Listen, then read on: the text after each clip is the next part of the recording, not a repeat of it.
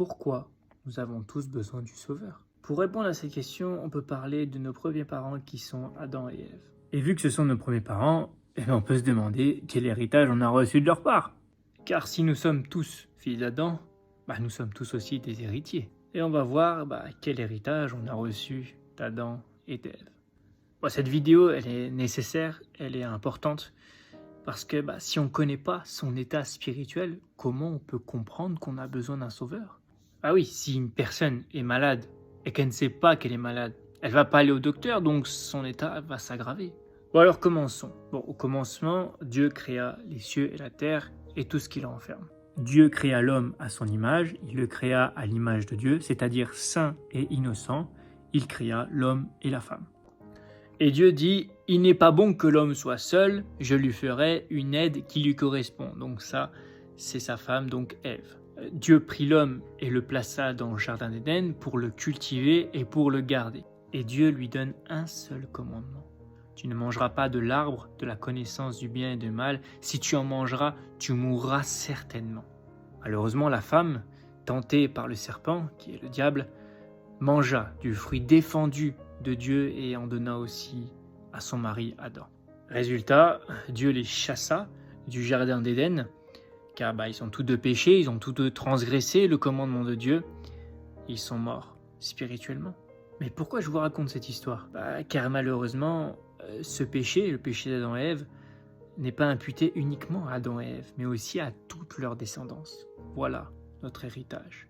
Nous héritons donc tous de l'héritage spirituel d'Adam. Ainsi, nous mourrons tous en Adam et nous sommes tous, de base, les enfants de Satan. Comme on l'a vu, initialement, Dieu avait donné l'autorité sur la terre à Adam. Mais vu qu'Adam a écouté le diable et s'est donc soumis à lui, il lui a transmis l'autorité que Dieu lui avait donnée. Conclusion, tous ont péché et sont privés de la gloire de Dieu, n'atteignent pas la gloire de Dieu et que le salaire du péché, c'est la mort. Et l'homme, étant pécheur, a l'incapacité totale de se sauver lui-même.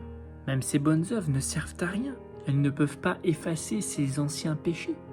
De plus, Dieu est juste et il ne peut pas laisser les péchés impunis.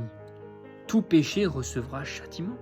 Dieu est bon, oui, mais il n'est pas un juge qui cache le crime sous le tapis ou qui l'oublie.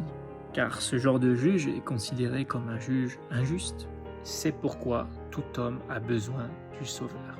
Dieu intervient donc à cause de son grand amour et nous donne son Fils unique afin que lui nous sauve de nos péchés et nous réconcilie avec Dieu. Mais comment il a fait? Jésus est venu en tant qu'homme et n'a pas regardé son égalité avec Dieu, il s'est lui-même humilié et s'est sacrifié lui-même à Dieu. Sur la croix, il s'est chargé de nos péchés et Dieu l'a frappé du châtiment qui nous était dû. Ainsi, Jésus a payé à notre place la condamnation qui nous menaçait à cause de nos péchés. En fait, quand Jésus était sur la croix, Dieu l'a traité comme s'il avait vécu toute notre vie avec tous nos péchés, afin que Dieu peut nous traiter comme si nous avions vécu la vie parfaite et sans péché de Jésus. La parole de Dieu dit que celui qui place sa confiance en l'œuvre rédemptrice de Jésus-Christ a la vie éternelle, mais que celui qui ne croira pas sera condamné par ses propres péchés.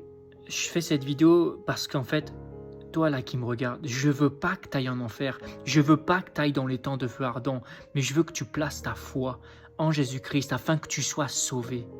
La Bible dit que le juste vivra par sa foi. Dieu nous a révélé toutes ces choses à travers sa parole afin que nous soyons dans la connaissance et que nous ne périssions pas mais que nous ayons la vie éternelle. Dieu ne prend pas plaisir à ce que l'homme meure, mais il prend plaisir à ce qu'il se repente et qu'il place sa foi en Jésus-Christ. Mon devoir est de t'avertir parce que je t'aime et que je veux pas que tu périsses. C'est sincère ce que je te dis. Je veux pas que tu périsses. Je veux que tu sois sauvé. C'est là tout mon désir. Mon but, à travers cette vidéo, c'est que tu crois que Jésus est le Christ et le Fils de Dieu et qu'en croyant, tu as la vie éternelle. On ne sait pas quand on va mourir. La mort, elle peut frapper à tout moment. Et après la mort, s'en vient le jugement. Et si on n'a pas l'avocat céleste, si on n'a pas Jésus-Christ, c'est l'enfer éternel. Ne méprise pas ce message. Ne méprise pas. Que la grâce du Seigneur Jésus-Christ soit avec toi.